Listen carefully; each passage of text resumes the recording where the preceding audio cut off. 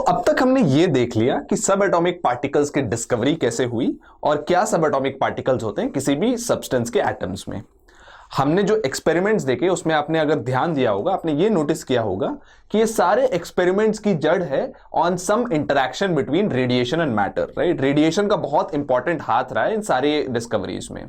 तो अगर हमें एटम के बारे में अच्छे से समझना है तो रेडिएशन के बारे में भी अच्छे से समझना पड़ेगा, and that is what we will do in the next few segments of this video. Radiation के नेचर को समझने के लिए हम मोस्ट कॉमनली फाउंड रेडिएशन का एग्जांपल लेते हैं, जो होता है लाइट। लाइट जो है उसको बहुत दिनों तक वेव माना जाता था। ऐसा इसीलिए माना जाता था क्योंकि सारे वेव्स यूजुअली दो प्रॉपर्टीज कॉमनली एग्जिबिट करते हैं। ये दो प्रॉपर्टीज है इंटरफेरेंस एंड डिफ्रैक्शन। इसके डिटेल्स में हम नहीं जाएंगे क्योंकि आप आगे फिजिक्स में ये सीखेंगे, बट ये बहुत कॉमन प्रॉपर्टीज है सारे वेव्स के, और क्योंकि लाइट भी ये दो प्रॉपर्टीज एग्जिबिट करता था, लाइट को भी वेव माना जाता था। इनफैक्ट लाइट को एक पर्टिकुलर टाइप ऑफ वेव माना जाता था विच is called a transverse wave. Transverse wave से हमारा क्या मतलब है? ट्रांसवर्स वेव एक ऐसा वेव है जिसमें वेव जिस डायरेक्शन में मूव कर रहा है और वेव की पार्टिकल जिस डायरेक्शन में ऑसिलेट कर रहे हैं, ये दोनों एक दूसरे के परपेंडिकुलर हैं। फॉर इंस्टेंस, अगर आप एक तालाब में पत्थर डालो, आप देख सकते हैं कि कुछ रिपल्स जनरेट होते हैं पानी में, और रिपल्स बाहर की तरफ मूव करते हैं, बट पानी ऊपर नीचे मूव होता है। सो ये ऑसिलेशन का डायरेक्शन प्रोपोगेशन के डायरेक्शन के परपेंडिकुलर है। लाइट भी बिल्कुल वैसे ही टाइप का वेव माना जाता था, बट लेटर ये साबित किया गया कि लाइट की कुछ ऐसी प्रॉपर्टीज है जो ट्रांसवर्स वेव की प्रॉपर्टीज से अलग हैं। इसीलिए light was found to be a new type of wave which is called an electromagnetic wave. और अब हम ये देखते हैं कि इलेक्ट्रोमैग्नेटिक वेव की प्रॉपर्टीज क्या होती हैं।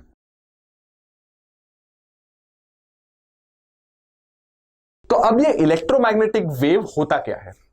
जैसे कि नाम सजेस्ट करता है, लाइट को जब हम इलेक्ट्रोमैग्नेटिक वेव कहते हैं, इसका मतलब यह है कि वो इलेक्ट्रिक फील्ड की वेव और मैग्नेटिक फील्ड की वेव की कॉम्बिनेशन से बना है। ये इलेक्ट्रिक फील्ड और मैग्नेटिक फील्ड दोनों ही एग्जिस्ट करते हैं लाइट में, बट एक छोटा सा कैच है यहां। इलेक्ट्रिक फील्ड जिस डायरेक्शन में ऑसिलेट करता है और मैग्नेटिक फील्ड जिस डायरेक्शन में ऑसिलेट करता है, ये दोनों एक दूसरे के परपेंडिकुलर हैं। इसका मतलब इलेक्ट्रिक फील्ड अगर ऐसे ऑसिलेट कर रहा है तो मैग्नेटिक फील्ड परपेंडिकुलर डायरेक्शन में ऑसिलेट करेगा।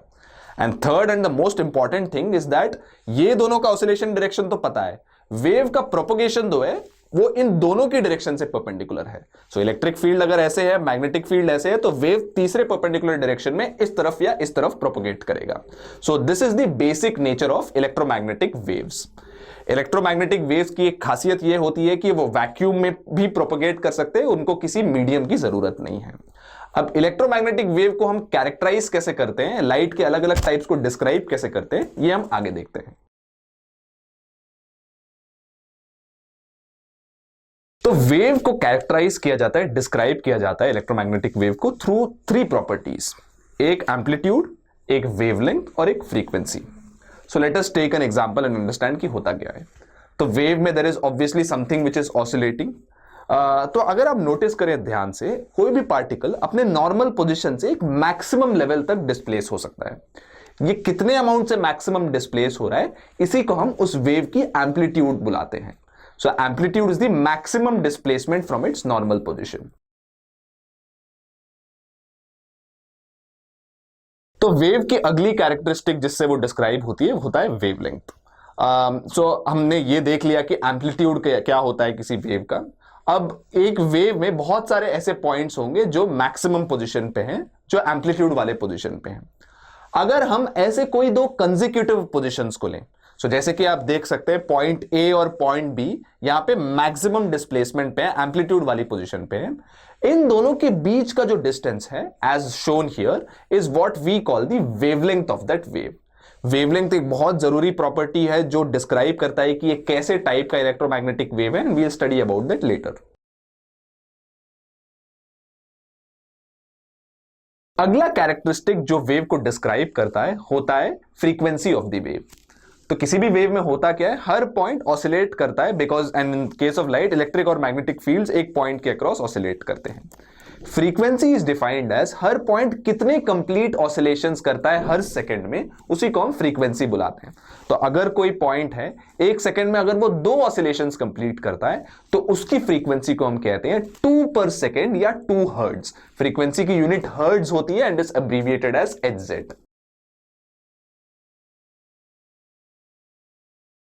अब हम एक और पैरामीटर पढ़ने की कोशिश करेंगे जो फ्रीक्वेंटली आप सुनेंगे जब भी आप वेव्स के बारे में सुनते हैं, और ये पैरामीटर है वेव नंबर। वेवलेंथ तो आप जानते हैं लैम्डा होता है, उसकी डेफिनेशन भी आप जानते हैं और उसको मीटर में रिप्रेजेंट किया जाता है। वेव नंबर जिसको रिप्रेजेंट किया जाता है as nu bar is nothing but the inverse of the wavelength. तो वेवलेंथ अगर लैम्डा है तो वेव नंबर होगा 1 डिवाइडेड बाय लैम्डा, और इसी एक्सप्रेशन के कारण उसका यूनिट भी inverse of the unit of wavelength होगा, मीटर इनवर्स होगा। इसको अगर आपको फिजिकली समझना है, वेव नंबर रिप्रेजेंट करता है कि अगर आप एक यूनिट लेंथ लो उसमें कितने वेवलेंथ्स बैठ सकते हैं। So this is the physical interpretation of wave number in terms of the number of wavelengths that can fit in a unit length. तो अब हम देखते हैं कि frequency of an electromagnetic wave और wavelength of an electromagnetic wave में क्या relation है। ये बहुत जरूरी है इलेक्ट्रोमैग्नेटिक वेव की नेचर को समझने के लिए। बट इससे पहले इलेक्ट्रोमैग्नेटिक वेव की एक खास प्रॉपर्टी है जो इन दोनों को रिलेट करने में हमारी मदद करती है, और वो ये है कि सारे इलेक्ट्रोमैग्नेटिक वेव्स, नो मैटर उसकी फ्रीक्वेंसी क्या है, उसकी वेवलेंथ क्या है, वैक्यूम में उन सब इलेक्ट्रोमैग्नेटिक वेव्स की प्रोपगेशन स्पीड सेम होती है। और ये जो वैक्यूम में उनकी स्पीड की वैल्यू है उसको डिनोट किया जाता है बाय द लेटर C, और उसकी वैल्यू होती है 3 × 10⁸ मीटर्स पर सेकेंड। इसका मतलब ये है कि लाइट को भी अगर आप वैक्यूम में प्रोपगेट करवाओ तो वो भी इसी स्पीड से प्रोपगेट करता है। अब ये इंपॉर्टेंट इसीलिए है क्योंकि ये जो नंबर है ये एक कांस्टेंट नंबर है और यही रिलेट करता है फ्रीक्वेंसी और वेवलेंथ को। और ये रिलेशन क्या है? The relationship states that C, which is the speed of light in vacuum, speed of any electromagnetic wave in vacuum, is equal to the frequency multiplied by the wavelength. तो अगर ये constant है तो हम ये कह सकते हैं इनका प्रोडक्ट भी कांस्टेंट है, तो अगर वेवलेंथ बढ़ गया तो फ्रीक्वेंसी घट जाएगा और अगर वेवलेंथ कम हुआ तो फ्रीक्वेंसी बढ़ जाएगा। So this relationship clearly tells that wavelength and frequency are inversely proportional to each other.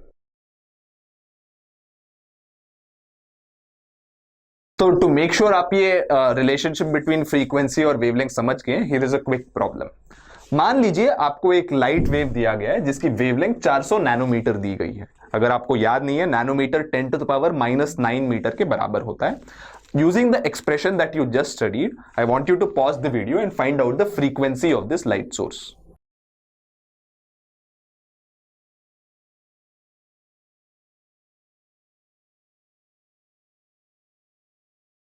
So let us now see what the frequency turns out to be.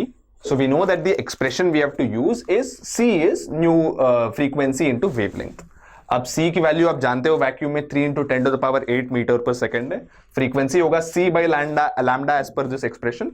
तो अगर मैं वैल्यू सब्स्टिट्यूट करूं, C की value है 3 × 10⁸ metres per second, lambda की value मैं nanometre की जगह मीटर में दे रहा हूं क्योंकि C की वैल्यू मीटर्स पर सेकेंड में दी है, मैं यूनिट कंसिस्टेंसी मेंटेन कर रहा हूं।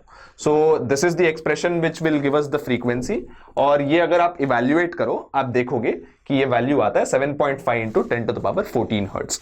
तो इस लैम्डा इक्वल टू 400 नैनोमीटर वाले वेवलेंथ के सोर्स की फ्रीक्वेंसी होगी 7.5 × 10⁻14 hertz. So electromagnetic waves are clearly characterized by their frequency and wavelength. आप अलग अलग टाइप के इलेक्ट्रोमैग्नेटिक वेव्स अगर देखें, उनके वेवलेंथ से कैरेक्टराइज करके देखें तो आप ये पाते हैं कि बहुत सारे अलग type of electromagnetic waves exist करती हैं। इन सारे इलेक्ट्रोमैग्नेटिक वेव्स का कलेक्शन जो अलग अलग वेवलेंथ्स वाले हैं, इनके कलेक्शन को हम इलेक्ट्रोमैग्नेटिक स्पेक्ट्रम बुलाते हैं। यहां पे हमने डिपिक्ट किया है the different types of electromagnetic waves on a spectrum in a diagram.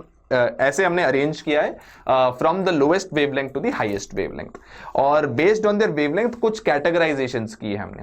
आप देख सकते हैं स्पेक्ट्रम में जो लोअर वेवलेंथ लोएस्ट वेवलेंथ वाली इलेक्ट्रोमैग्नेटिक वेव है वो गामा रेज होती है। देन एक्स रेज का वेवलेंथ थोड़ा ज्यादा है उनसे, उसके बाद आती है अल्ट्रावायलेट रेडिएशन, देन उसके बाद विजिबल रेडिएशन जिसकी वजह से हम चीजों को देख सकते हैं, उसके बाद आती है infrared radiation, right. Then the longest wavelength वाले वेव्स रेडियो वेव्स होते हैं जो रेडियो कम्युनिकेशन के लिए यूज होते हैं। ये स्पेक्ट्रम इंपॉर्टेंट है आपके लिए ये जानना कि इनकी रिलेटिव वेवलेंथ्स क्या है, और आप ये भी जानते हैं कि वेवलेंथ का ऑर्डर ये है तो फ्रीक्वेंसी का ऑर्डर इसका उल्टा होगा।